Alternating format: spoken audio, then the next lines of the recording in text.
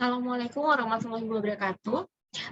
Saya Dayana Rosari dengan nomor induk mahasiswa C1C0190558 dari kelas F9, yang mana mata kuliah Akuntansi Syariah, dosen pengampunya Bapak Dr. Wirmi Eka Putra SE MSI CIQNR CSRS. Baiklah, di sini saya akan membahas tentang akad-akad lainnya.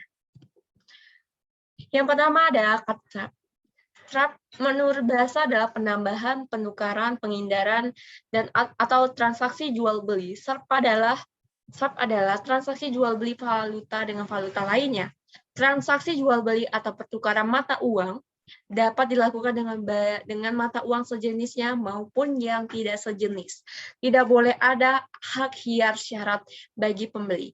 Sumber hukum dari Abu Sa'id Al-Khudri, Rasulullah SAW bersabda, transaksi pertukaran emas dengan emas harus sama takaran, timbangan, dan tangan ke tangan tunai. Kelebihan adalah riba perak dengan perak harus sama takaran, timbangan, dan tangan ke tangan atau tunai. Kelebihannya adalah riba. Gandum dengan gandum sama takaran, timbangan, dan tangan ke tangan tunai. Kelebihannya adalah riba. Tepung dengan tepung harus sama takaran, timbangan, dan tangan ke tangan. Kelebihannya adalah riba. Kurma dengan kurma harus sama takaran, timbangan, dengan tangan ke tangan. Kelebihannya adalah riba. Garam dengan garam harus sama takaran, timbangan, dengan tangan dan ke tangan. Kelebihannya adalah riba. Hadis riwayat Muslim. Akad wadiah. Wadiah merupakan simpanan atau deposit barang atau dana kepada pihak yang bukan pemiliknya untuk tujuan keamanan. Wadiah adalah akad penitipan dari pihak yang mempunyai uang barang kepada pihak yang menerima titipan dengan catatan kapanpun diambil, penerima titipan wajib menyerahkan kembali uang barang atau titipan tersebut dan menjadi penjamin kembali barang titipan.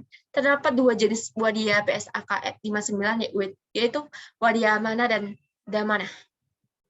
Sumber hukum dari akad wadiah terdapat pada Al-Quran surat An-Nisa yang artinya, sesungguhnya Allah menyuruh kamu menyampaikan amanat kepada yang berhak menerimanya, dan as-sunnah yang berbunyi, tunaikan amanat itu kepada orang yang memberi amanat kepadamu, dan jangan kamu mengkhianati orang yang mengkhianatimu.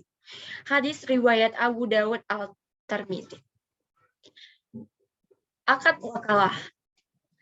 Akad wakalah yaitu artinya penyerahan, pendelegasian, pemberian mantadais menurut Sabik 2008. Rukun wakalah ada 3, pelaku yang terdiri dari pihak pemberi kuasa, muwakil, dan pihak yang diberi kuasa. Wakil objek akad berupa barang atau jasa, ijab kabul, dan serah terima.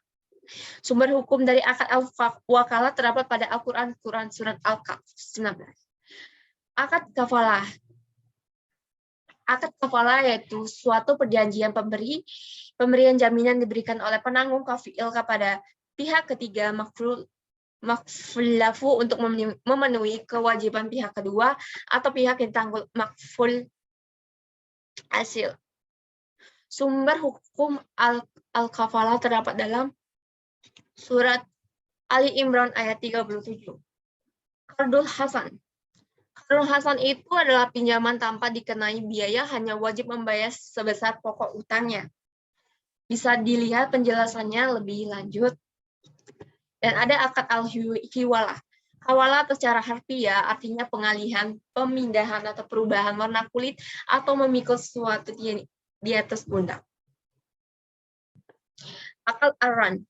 Ran secara harfiah adalah tetap, kekal, dan jaminan. Secara istilah, ran adalah apa yang disebut dengan barang jaminan, agunan, cagar, atau tanggungan. Ran yang menahan barang sebagai jaminan atas uang. Akad ran bertujuan agar pemberi pinjaman lebih mempercayai pihak yang berutang. Sumber hukum akad rah terdapat pada Al-Quran surat 283. As-sunnah rukun ar-ran ada 4 diantaranya. Yang pertama, pelaku terdiri atas pihak yang menggadaikan rahim dan pihak yang menerima gadai murtahin. Yang kedua, objek akad berupa barang yang digadaikan atau marhun dan utang marhun bih. 3, ijab kabul serah terima. 2, sementara itu ketentuan syariah yaitu pelaku harus cakap hukum dan balik. Objek yang digadaikan makhluk terdiri dari barang gadai, dapat dijual dan dinilai seimbang, harus bernilai dan dapat dimanfaatkan, harus jelas dan dapat ditentukan secara spesifik. Tidak terkait dengan orang lain dalam hal kepemilikan. Utang. Nilai utang harus jelas, demikian juga tanggung jawab temponya. Ijab kabul adalah pernyataan yang ekspresi saling ridho rela di antara pihak-pihak pelaku akad yang dilakukan secara verbal, tertulis melalui korespondensi atau menggunakan cara-cara komunikasi modern. Baiklah, terima kasih. Itulah yang bisa saya sampaikan. Maaf jika ada kesalahan kata atau kekurangan. Saya mohon maaf. Saya akhiri, wabillahi taufiq wal hidayah. Wassalamualaikum warahmatullahi wabarakatuh.